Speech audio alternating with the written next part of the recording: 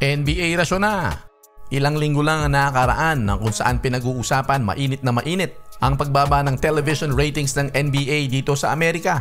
Pero pinatunayan ng bigating laban ng OKC Thunder at Cleveland Cavaliers na hindi totoo yan. Ipinakita ng battle ng top teams sa East at Western Conference na kapag ganitong matitindi ang laban at mabigat ang nakasalalay ay tututok ang mga manonood. Nag-average sa US viewers ng 1.87 million sa ESPN, mas mataas ng 20% laban sa parehong period nung nakaraang season.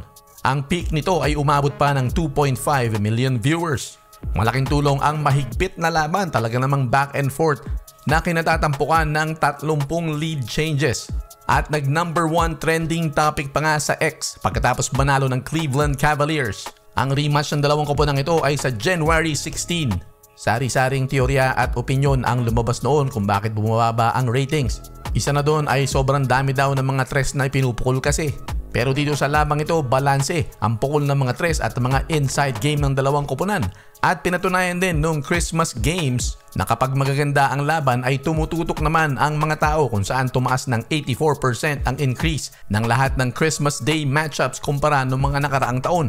Ibig sabihin ay naghahanap ang mga tao ng mga quality games. Siguro ini-skip nila yung mga hindi importanteng laban.